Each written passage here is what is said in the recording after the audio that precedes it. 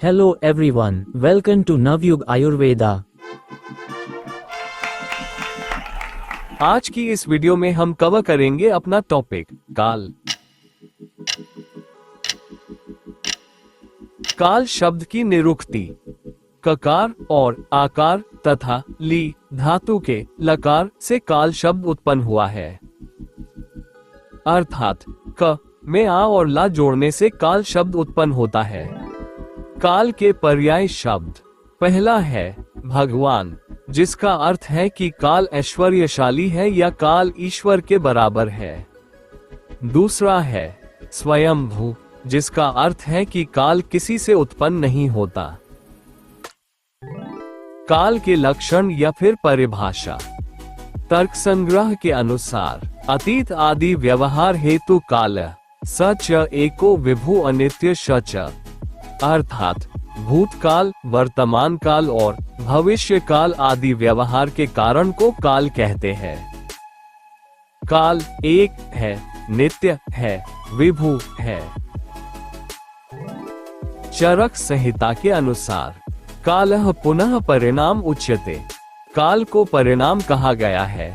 काल के परिणाम से ही वृद्धावस्था और मृत्यु जैसे स्वाभाविक रोग होते हैं।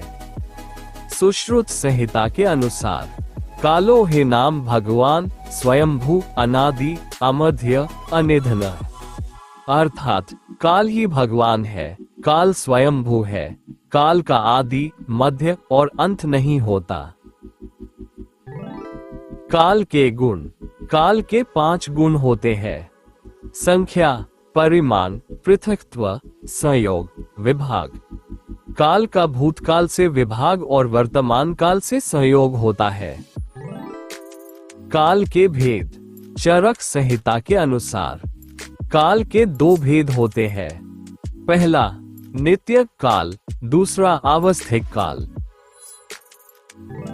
नित्य काल क्षण, दिन, रात, माह, वर्ष इत्यादि के रूप में जो काल जाना जाता है उसे नित्य काल कहते हैं।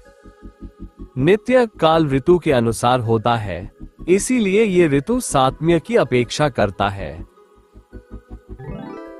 आवस्थिक काल जो काल विकार की अपेक्षा करता है, अर्थात जो काल अवस्था से संबंधित होता है।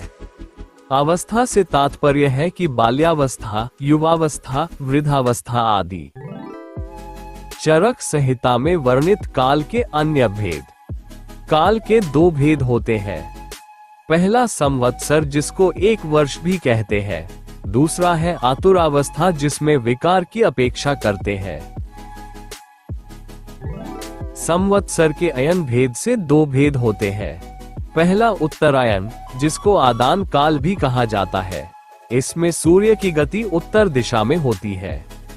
दूसरा है दक्षिणायन, जिसको विसक काल भी कहते हैं। इसमें सूर्य की गति दक्षिण दिशा में होती है। प्रधान ऋतु के भेद से काल के 3 भेद है।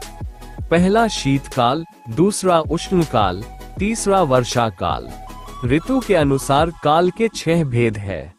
शिशिर, वसंत, ग्रीष्म, वर्षा, शरद, हेमंत। शिशिर, वसंत, ग्रीष्म आदान काल के अंतर्गत आते हैं और वर्षा, शरद, हेमंत विसक काल के अंतर्गत आते हैं। मास या महीनों के अनुसार काल के 12 भेद है। चैत्र, वैशाख, ज्येष्ठ, आषाढ़, श्रावण, भाद्रपद, अश्विन, कार्तिक, मार्गशीर्ष, पौष, माघ, फाल्गुन। सुश्रुत संहिता के अनुसार सूर्य की गति के काल का विभाजन होता है, जिससे काल के 11 भाग किए गए हैं। मात्रा, काष्ठा, कला, मुहूर्त, अहोरात्र, पक्ष, मास, ऋतु, अयन, वर्ष, युग। काल का आयुर्वेद में महत्व दिनचर्या, ऋतुचर्या, आहार, औषध, पंचकर्म सभी काल पर निर्भर करते हैं। दोषों का संचय, प्रकोप, शमन भी काल के ही अधीन है। जैसे कि वात दोष का संचय ग्रीष्म ऋतु में होता है, प्रकोप वर्षा ऋतु में होता है और शमन शरद ऋतु में होता है। पित्त का संचय वर्षा ऋतु में होता है प्रकोप शरद ऋतु में होता है, शमन हेमंत ऋतु में होता है। कफ का संचय शिशिर ऋतु में होता है, प्रकोप वसंत ऋतु में होता है, शमन ग्रीष्म ऋतु में होता है। संचय का अर्थ होता है एक जगह इकट्ठा होना, प्रकोप का अर्थ है फैलना या बढ़ जाना, शमन का अर्थ है शांत होना। चिकित्सा निर्धारण में आवस्थिक काल के अनुसार दोष विचार भी आवश्यक है। जैसे बाल्यावस्था में कफ दोष की प्रधानता होती है, युवावस्था में पित्त दोष की प्रधानता होती है और वृद्धावस्था में वात दोष की प्रधानता होती है। चिकित्सा में औषध सेवन काल का भी महत्व है।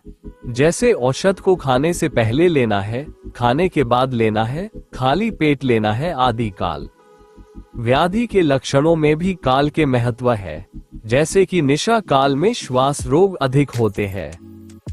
3 साल पुराना अर्दित असाध्य होता है, 10 साल पुराना गुल्म भी साध्य होता है। धन्यवाद, आज के लिए इतना ही काफी। मिलते हैं अगली वीडियो में। Thank you for watching Navyug Ayurveda. Don't forget to like, comment, subscribe.